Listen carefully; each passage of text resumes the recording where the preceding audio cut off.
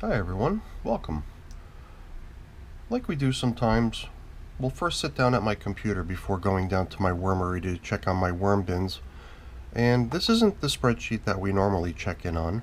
My other spreadsheet that tracks the progress of all my bins is the one that we usually look in on, but this one here was set up just to track the status of one single bin. And you can see I'm tracking all different types of information about that bin here. And I still don't quite see the full usefulness of it, but I figured I'd give it a try just to see at some point maybe if there was some added value to tracking certain types of information, to try to visualize the information as it changes over time. So whatever, at some point I might be able to develop this into something that people might find to be useful, but for now it's just sort of a test to see if it is possible to extract any sort of value from it. But let me just really quickly show you where we stand today. The bin is now 182 days of age, and if you translate that into weeks, that's exactly 26 weeks. And you'll know that that's half of 52. 52 is a year, so this bin is now exactly 1/2 year old. And ever since the bin reached its 130-day age, we've been attempting to migrate the worms out of the material. So originally we were feeding it for the purposes of composting, and more recently we've been feeding it, but more for the purposes of depopulating the contents of the bin. And you can see here it says horizontal migration feeding. The method that we're trying to use to depopulate the contents of the bin is known as horizontal migration, which just means that we feed only on one portion of the bin, and we're hoping that the worms will move out of the finished castings into that area where the feedings are occurring. And it's now been 7 days since the last check-in, and I don't really expect to see that much progress on this go around. I don't even expect to have enough worms congregated to make it worthwhile to relocate them today. My main interest today is to, if need be, add more food to the feeding zone. But I'm anticipating that it's going to be more like one of these activities listed over here, where it's just sort of a check-in, just to see how things are coming along, because what I'm really interested in seeing is how the drying out of the material is progressing. So over here in my notes you could see, things are getting overly damp, still too damp. And it's even one of the variables that I've been tracking here numerically and on the graph, so you could see I was gradually getting to the point where the moisture level had gotten very high. I'm trying to drive that down to the point where the material is not so damp and muddy and clumpy, but more loose and flaky the way it should be. And after a week since we last went in there, we'll probably have some pretty dry material on the surface and some more damp material below. So what we'll do today is at least stir the material around so that the more damp stuff can share its moisture with the more dry stuff, and vice versa. And then hopefully that'll result in us getting material that's of a consistency that's more the way we want it. So let's head down there now and take a look at how things are progressing. As you can see, a lot of my bins are getting the same treatment. Just leaving the tops open, exposed to the air, so that the fan blowing across them can try to move the evaporating moisture aside, helping it dry and hopefully improving the appearance and texture of the castings. This bin, for example, over here was one that was in a very similar situation, and after a couple weeks of the fan blowing across it, the material became really nice, and I'm really hoping that that's the same thing we're going to see in here. So let's get this thing up on the bench and see how it's progressing.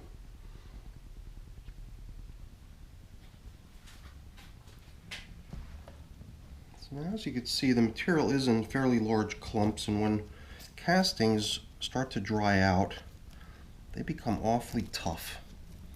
So these little chunks and balls and boulders of dried casting are not really what I'm after. But I have observed this in all the other bins that I've been trying to dry this way. And once this stuff gets mixed down into the more damp material below it, it does start to absorb some of the moisture that surrounds it, and it starts to loosen up and become softer, much more easy to handle. I'm really hoping that that's the case here too.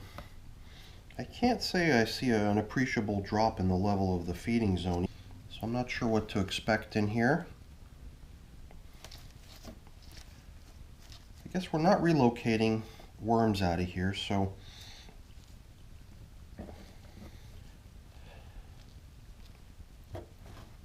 I'm not looking to do an extraction. I'm just interested in seeing how we did with the celery and the broccoli that was added last time we fed, or the last time we set up this migration zone. And I believe right below the leaves there may have been coffee or something, or maybe not. Maybe it's just castings at this point, or maybe just a mix of the both of them. Can't recall. This is also another interesting thing that I almost forgot about at this point. We keep popping in on this little test object, which is just a ball of my own hair. And it's not the sort of thing you would want to expect to see a lot of results on, because it's apparently a very slow composting material. I figured I had some hair that I would give it a try and see how it progresses. I definitely remember this mango seed because we were able to peek inside of it and there were a whole bunch of worms hanging out in it last time. And I do see a couple in there and on the outside of it. And it's just so cool how an object that's almost as hard as a rock when you originally start composting it becomes this soft and easy to handle, easy to bend, easy to break if you wanted to break it. And I also like the way that the material starts to get kind of fuzzy and the individual fibers of the husk of the seed start to unravel. So that's kind of interesting. So this will stay in the feeding zone as well, but I had placed a whole bunch of celery in here, and I'm not seeing any signs of it. And there was some broccoli too. I don't see any signs of that either. Oh, I spoke too soon. Here's a piece of celery. I often freeze the foods that I'm giving to my worms. In fact, in most cases, I freeze the food that they're going to get. Because as the food thaws, it just becomes much more soft and much more accessible by the worms. So I really like the way the food breaks down after it's been frozen. Down here at the bottom, we're seeing a pretty abundant amount of remaining bedding material down here. It's just some cardboard that's almost as important for the worms as the food itself, because it provides them with the carbon, which is a good balance to the food that they're getting, which is mostly nitrogen. So it's kind of a mix of nitrogen and carbon that you want to include in the feedings of your worms. You know, I'm definitely seeing worms in here. In fact, you know, in some places you see more than others. Like over on this side, we're seeing a pretty good number of them hanging out. And here's just another piece of celery. A couple chunks of celery still remaining in here that they're working on, but they're making really good progress of it. So I can see the value in adding some more food to this feeding zone just to keep this migration happening. But like I said, I'm not going to be trying to pull worms out today. I believe what I'm going to do is I'm just going to nudge things over so that the fresh food that we add is on the very, very far end. So if it motivates them to come for it, they'll have to pass through the stuff that's already been in here and being worked for a while. So I guess we'll just leave the contents of the previous feeding zone right there the way it was. So it continues to break down, and we'll just replenish over here on the far end. I guess we can throw these other bits and pieces of old food down here too. And I don't know about this chunk of hair. I'm wondering if I'm even interested in continuing to track it. The little eggshell that I had placed it into, thinking that it would be a good way to zero in on its location again in the future, is gone to bits. So maybe we should just throw it in here and take our chances. Maybe I'll remember to go looking for it. Maybe I'll just completely forget. I had at one point in the past already abandoned it and decided that we're not going to keep tracking it or looking after its progress. So maybe we'll just do the same here today. And if we bump into it again at some point in the future, then maybe we could see how it's progressing, but I'm not sure if it's interesting enough to really go out of our way to do so. So I was surprised. I really did not expect to see that the celery and the broccoli that they got last time would be depleted to that level. So that's a good thing. But I also kind of expected to see a greater number of worms hanging out over here. But then again, you know, we haven't looked through the rest of the material in the bin yet. Perhaps this is actually the entire population of the bin and they've all come over as we wanted them. So I don't want to make the same mistake I've done in the past. I don't want to jump the gun on setting up a feeding zone to lure worms that have already congregated. So I believe the next best thing for us to do is to start inspecting this material out here to see if it's still even necessary to continue with trying to migrate worms out of the material. And as we start stirring through it, we can already see that there's definitely worms hanging out in the material. Even all the way here at the very far end of it, I'm still seeing a worm or two hanging out. So that tells me that the material is still damp enough and comfortable enough for them. And it's also got enough food substance left in it to continue sustaining the worms over there. But it really would be nice if these worms would move out already so we can start treating this as a tub of finished compost and we can move on to harvesting it. And, you know, at some point, you know, if the worms have actually departed and left the material, harvesting really consists of nothing more than simply scooping the material out of here and throwing it in your garden and making good use of it. And, you know, as I move things around here, it does feel to me as if the material that was way too damp last time we checked in here is actually coming along very nicely now. Because previously, you would grab this stuff and it would just remain as a chunk, a ball. But you could see now that it's really starting to become nice and flaky. And, you know, what else is going to happen here is that all that really dry, clumpy stuff that was on the very surface, now that it's being blended in with the more damp material, that's going to even dry the damp material out even more. So I've got a feeling that we're going to really end up with some really nice material over here. And it probably won't take very long. It even makes me wonder if it might be time to start covering this up again. Because if it dries out excessively, then you don't want that either. You're really looking for kind of a nice balance where the material still retains a good amount of moisture, but that it's nice and flaky and easily manageable. And hopefully in time, all this really dry, clumped up stuff will soften up and become nice and flaky too. So I think this is what we're going to do. We're going to add a little bit of food. I didn't come down here prepared with food because originally I thought that the stuff that we put in here last week would still be here in great amounts. But I was mistaken. It does seem like it would make good sense for us to beef up the food supply over here in the feeding zone, so I'll take care of that. So I've got to run upstairs to grab a few morsels of food that we can toss in here. And at this point, I'm believing that it might be time to also restore the plastic coverings over this material. And then hopefully the next time we come in here, we're going to have a whole bunch of really nice loose castings throughout.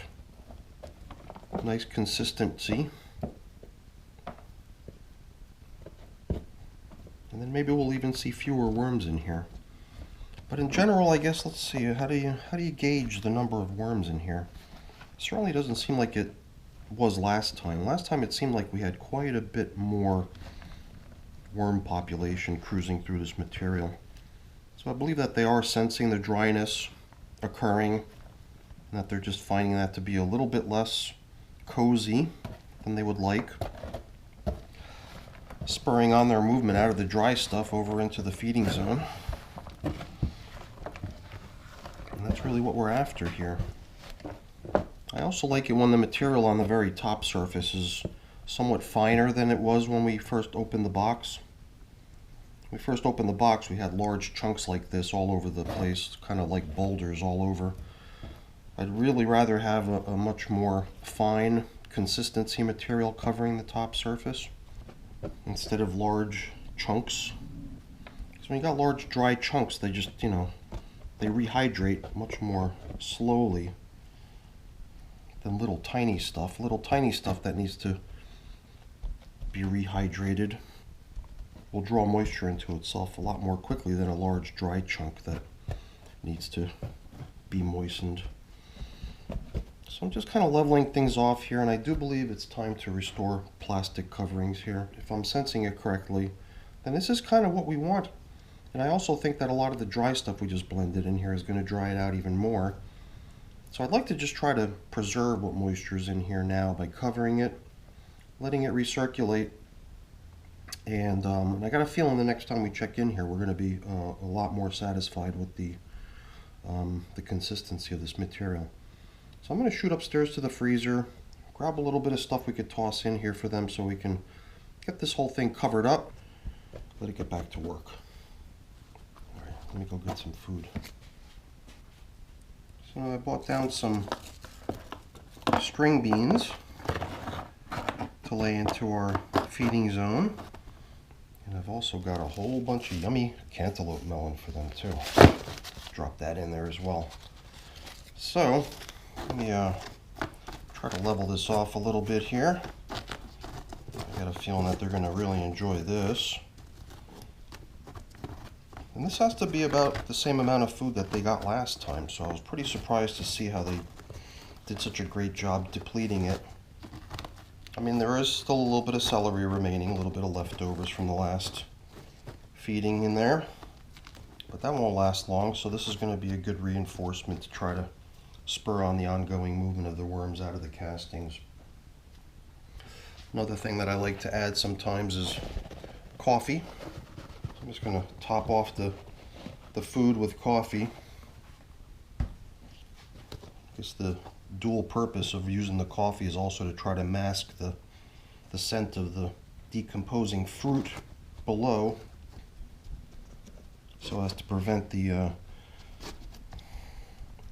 infestation of flying insects that might zero in on the smell of the yummy food underneath.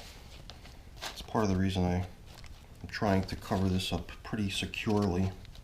Make sure we don't get all kinds of bugs coming over here to take advantage of the food supply. And like I said earlier, I'm going to use a piece of plastic to cover up with here. And I've got another piece over here too that we can cover up the feeding zone with. And I guess the nice thing about this plastic is that it conveys the message that I have, which is thank you. That's all we have for today with this bin. But before we go, let me just say thank you. Thank you so much for keeping me company. I really hope you enjoyed the video. If you did, please remember to give me a quick thumbs up. That's always really appreciated. Also consider subscribing to the channel as well. That's really appreciated too. Alright everyone, have a great day. Thanks for watching. Bye.